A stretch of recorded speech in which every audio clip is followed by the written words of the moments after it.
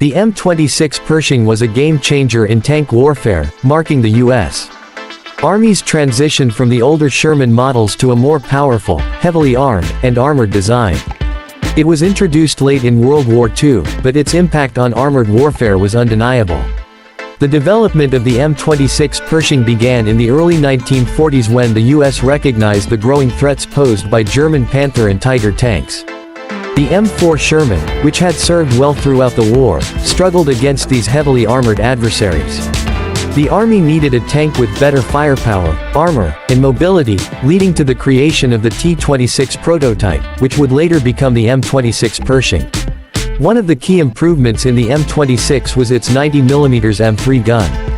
This weapon was far superior to the 75mm and 76mm guns mounted on the Sherman. The 90mm gun gave the Pershing the ability to engage and destroy German heavy tanks at longer ranges, making it a formidable presence on the battlefield. Armor was another significant upgrade.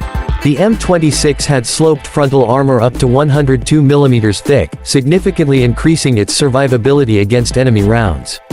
Unlike the Sherman, which often relied on mobility to survive, the Pershing was built to take hits and keep fighting. Mobility was a challenge for the M26. Weighing around 46 tons, it was heavier than the Sherman, and its 500 horsepower Ford GAF engine struggled to provide the necessary speed and agility. With a top speed of around 30 km per hour, 19 miles per hour, the Pershing was slower than many other tanks of its time, making logistics and transportation a concern, especially in rough terrain. The Pershing first saw combat in February 1945 during the final months of World War II. One of the most famous encounters took place in Cologne, Germany, where an M26 faced off against a Panther tank.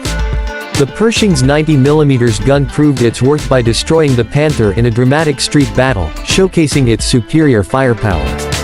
Despite its impressive performance, the Pershing arrived too late to make a significant impact on the war. However, it became an essential tank in the early stages of the Cold War and played a vital role in the Korean War.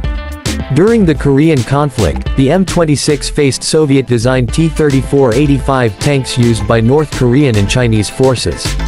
The Pershing's superior firepower and armor gave U.S. forces a critical advantage in tank engagements. The M26 Pershing laid the groundwork for future American tank designs. It was eventually replaced by the M46 Patton, an upgraded version with improved mobility and firepower. The Patton series would evolve into the M48 and M60, ultimately leading to the modern M1 Abrams. Despite being overshadowed by later tanks, the M26 Pershing remains an important part of military history. It represented a turning point in U.S. armored warfare, proving that American tank design could compete with the best in the world. Its legacy lives on in the powerful and technologically advanced tanks used by the U.S. military today. Let's dive deeper into the Pershing's design. The hull was well armored with thick frontal plating, providing excellent protection against enemy fire. The turret was heavily armored as well, featuring a rounded design to help deflect incoming shells. The gun mantlet, one of the most critical parts of the turret, was extremely thick and reinforced to absorb direct hits. The crew layout consisted of 5 members: the commander, gunner, loader, driver, and assistant driver. The commander had an advanced sighting system that allowed for better target acquisition, improving accuracy during combat. The gunner used a gyro-stabilized sight, giving the Pershing a better chance of hitting moving targets. The suspension system was a torsion bar type, which provided a smoother ride compared to the Sherman's vertical volute spring suspension. This upgrade improved the tank's off-road capabilities, although its overall mobility was still hampered by its weight.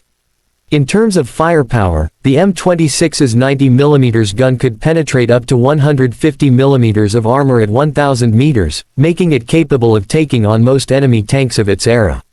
The tank also had a coaxial .30 caliber machine gun and a hull-mounted .30 caliber machine gun for additional firepower against infantry and light vehicles. Some versions were even equipped with a .50 caliber M2 Browning machine gun on the turret for anti-aircraft and anti-personnel roles. Despite its strengths, the M26 Pershing had drawbacks. Its engine was underpowered, making it sluggish in certain combat scenarios. Additionally, its introduction was delayed due to logistical and production challenges. Military leaders initially hesitated to replace the Sherman, fearing that transitioning to a new tank would disrupt supply lines and training efforts. The Pershing's limited numbers during World War II meant it couldn't make a massive impact, but its role in the Korean War proved its effectiveness. In the Battle of the Chosin Reservoir, the Pershing provided crucial fire support for U.S. Marines, helping them break through Chinese encirclements.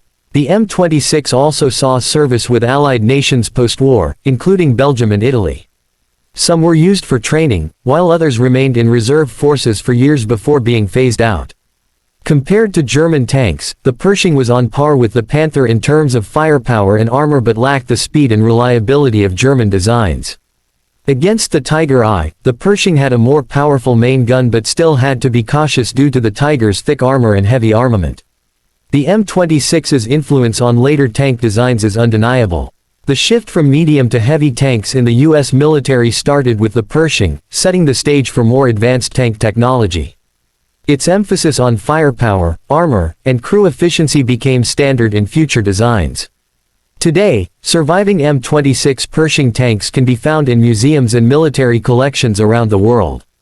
Some are still in running condition, preserved by enthusiasts who recognize their historical significance. The M26 Pershing was a crucial step in the evolution of American armor.